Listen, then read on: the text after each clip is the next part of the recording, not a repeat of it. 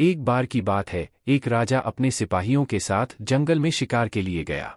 लेकिन अचानक बारिश का मौसम होने की वजह से आकाश में अंधेरा छाने लगा। राजा अपने महल से भटक गया और सिपाहियों से अलग हो गया। भूख, प्यास और थकावट की वजह से उस राजा की हालत बहुत बुरी हो गई थी। राजा बहुत परेशान हो गया, लेकिन कुछ वक्त बाद राजा को 3 बच्चे दिखाई दिए। तीनों बच्चे काफी अच्छे दोस्त लग रहे थे।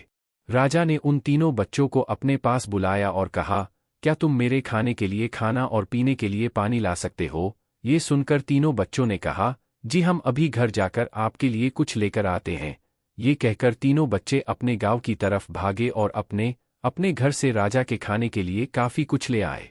राजा बच्चों के जोश और प्यार को देखकर बहुत खुश हुए और तीनों बच्चों से एक सवाल पूछा, बच्चों मुझे आज तुम तीनों से मिलकर बहुत खुशी हुई है। तुम अपने जीवन में क्या करना चाहते हो मुझे बताओ, मैं तुम्हारे लिए कुछ करना चाहता हूँ, बोलो तुम्हें क्या चाहिए।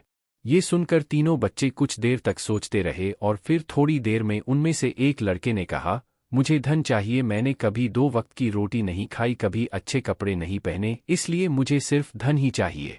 राजा ने कहा, ठीक है, मैं तुम्हें इतना धन दूंगा कि तुम हमेशा खुश रहोगे। ये सब सुनकर इस बच्चे की खुशी का ठिकाना नहीं रहा। अब दूसरे बच्चे की बारी थी तो राजा ने दूसरे बच्चे से पूछा, बताओ तुम्हें क्या चाहिए। दूसरे बच्चे ने कहा, मैं चाहता हूं कि मुझे एक बंगला और घोड़ा गाड़ी दे मिल जाए, क्योंकि मेरा घर छोटा है और बहुत बुरी हालत में है। ये सुनकर राजा ने कहा, ठीक है, मैं तुम्हें बाला और घोड़ा गाड़ी दूंगा। अब तीसरे बच्चे की बारी थी तो राजा ने तीसरे से पूछा, बताओ तुम्हें क्या चाहिए। तीसरे बच्चे ने कहा, मुझे ना धन चाहिए और ना ही बंगला, मुझे आप ऐसा आशीर्वाद दीजिए कि मैं विद्वान बन जाऊं और शिक्षा पूरी होने के बाद अपने देश की सेवा करने के लायक बन जाऊं। जब राजा ने तीसरे बच्चे की बात सुनी, राजा तीसरे बच्चे से बहुत खुश हुए और राजा ने उस तीसरे बच्चे के लिए सर्वोत्तम शिक्षा का इंतजाम करवाया।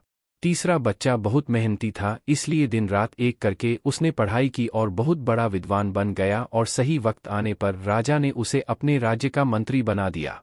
अचानक राजा को सालों पुरानी वो घटना याद आ गई।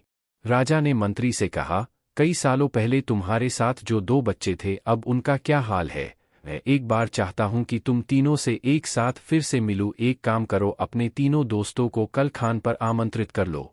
मंत्री ने अपने दोस्तों के पास ये संदेश भेज दिया। अगले दिन तीनों दोस्त राजा के सामने उपस्थित हुए। राजा ने कहा, आज मैं तुम तीनों को फिर से एक साथ देखकर बहुत खुश हूं।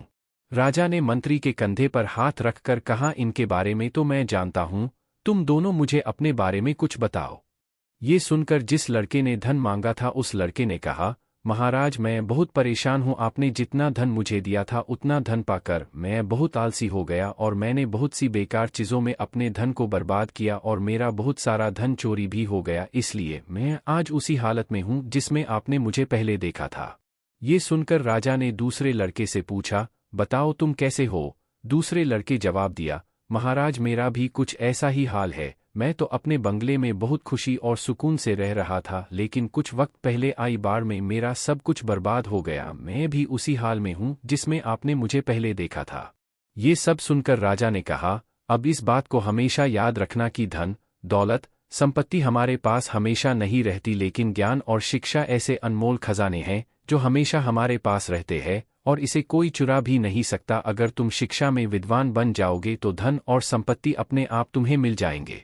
सीख, धन पाने का लालच हर किसी को होता है। हर कोई चाहता है कि वो अच्छे घर में रहे, अच्छा खाना खाए और अच्छे कपड़े पहनकर एक सेठ की जिंदगी जिए, लेकिन ज्ञान और शिक्षा के बिना अगर आपको बंगला, पैसा, गाड़ी मिल भी जाए तब भी वो आपके किसी काम का नहीं, क्योंकि तब आपको समझ ही नहीं आएगा कि इसे संभालना कैसे है।